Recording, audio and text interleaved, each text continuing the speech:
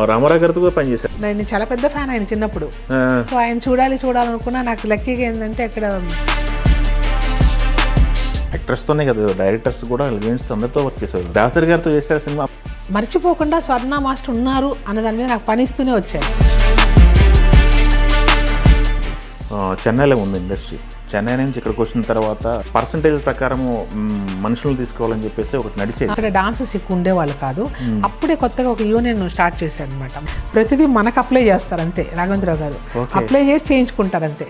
Okay okay. మనకు అక్కడ ఆయన ఫుల్గా స్కెచ్ ఉంటుంది. సాంగ్స్కి ఆయనే కదా కింగ్ అంటారు. అవును. మోహన్ బాబు సినిమాలు కూడా ఎక్కువ చేసినట్టు చేశాను, చాలా చేశాను. హీరోగా ట్రాన్స్ఫర్మేషన్ అయిన తర్వాత చేసిన సినిమాలు అంతే అంతే. ఆయన ముందు తెలియదు మనకి. ఆయన చేసిన సినిమాలు కూడా పెద్ద హిట్. మేజర్ చంద్రకాంత్ అవన్నీ ఆ టైప్. మేజర్ చంద్రకాంత్ మీరేనా?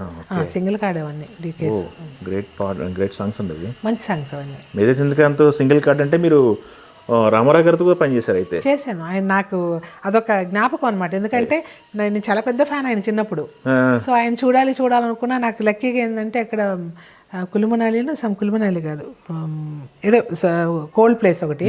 ఆయన గెటప్స్ అన్ని వేసుకొని ఉంటాడు కదా.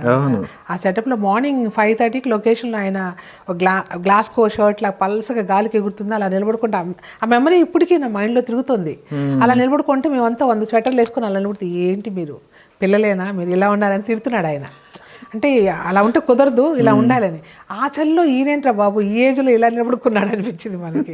So hats off. అసలు అది మామూలు గెటప్ స్టార్ట్ ఎవరిదండి? అది మీదేనా? అంత ఆడదండి, డైరెక్టర్ గారు. మొత్తం ఆయన మైండ్లో నుంచి తీసుకొచ్చిన ప్రతిదీ మనకు అప్లై చేస్తారు అంతే. రాఘవేంద్రరావు గారు అప్లై చేసి చేయించుకుంటారు అంతే.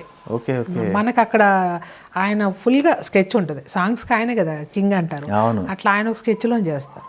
Okay okay. ఆయన దగ్గర పెద్దగా ఉండదు, మన దగ్గర. మిగతా బయటంతా కూడా మనం ఏమనుకున్నామో వాళ్ళతో చెప్తే అది ఫాలో అప్ చేస్తారు. రామారావు గారితో చేశారు.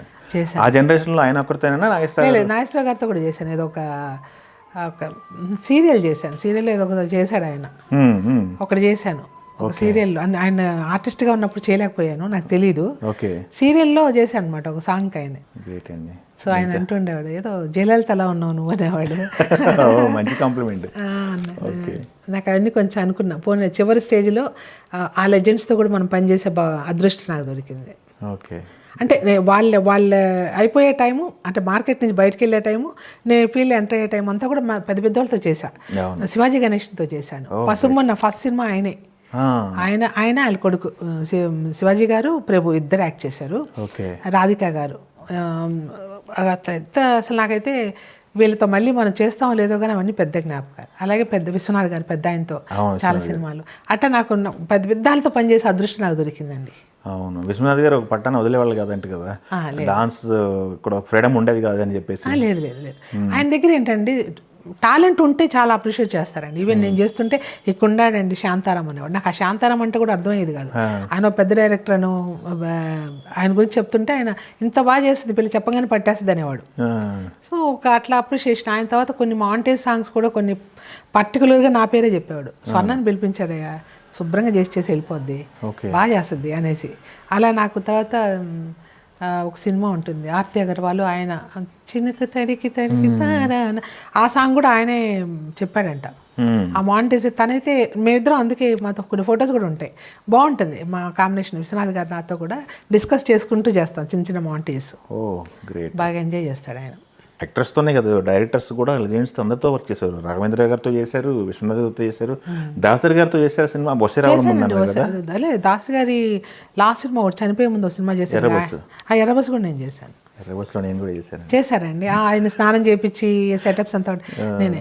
కాకపోతే ఏంటంటే అది ఒక అదృష్టం ఏంటంటే వాళ్ళు స్టార్టింగ్ నుంచి చివరి వరకు కూడా స్వర్ణ, ఇప్పుడు రామానాయుడు గారు కూడా చివరి సినిమా కూడా నేనేం చిన్నపిల్లన. మరి ఈవీవి గారు చివరి సినిమా వరకు నేనే. అంటే మర్చిపోకుండా స్వర్ణ మాస్టర్ ఉన్నారు అన్న దాని మీద నాకు పనిస్తూనే వచ్చారు. సో వాళ్ళందరికీ నిజంగా నేను ఎక్కడున్నారు ఏ లోకాన్ని నాకు తెలియదు, కానీ నేను రుణపడి ఉంటాను, ఇప్పటికీ రుణపడి ఉంటాను వాళ్ళకి. ఈవీవి గారు కూడా ఆయన సినిమా గ్రేట్ డైరెక్టర్ అండి. ఉండిపోయినాయి. గ్రేట్. అదంతా ఒక అదృష్టం అంతే. ఇంకా మళ్ళీ మనం అలాంటి వాళ్ళతో పనిచేస్తాం లేదు, కానీ అదే చెప్పిన ఇప్పుడు టెక్నాలజీ పెరిగినప్పుడు ఏమైనా చేయొచ్చు. ఏది లేనప్పుడు చేసి అద్భుతాలు సృష్టించిన వాళ్ళు వీళ్ళందరూ. సో వాళ్ళతో పనిచేసే భాగ్యం మనకు కలగడం చాలా అదృష్టం. ఒకప్పుడు చెన్నైలో ఉంది ఇండస్ట్రీ. చెన్నై నుంచి ఇక్కడికి వచ్చిన తర్వాత ఒక 2 క్రాఫ్ట్లు 24 క్రాఫ్ట్లో ఒక 2 క్రాఫ్ట్లో పర్సంటేజ్ ప్రకారము మనుషులను తీసుకోవాలని చెప్పేసి ఒకటి నడిచేది. డాన్సర్స్ వీళ్ళందరూ ఫైటర్స్ అదేంటి ఇప్పటికీ ఉందండి? ఇప్పటికీ ఉంది. ఇప్పటికీ నడుస్తుందా? ఇప్పటికీ ఉంది. ఎందుకంటే అప్పుడు ఇక్కడ డాన్సర్స్ ఎక్కువ ఉండేవాళ్ళు కాదు.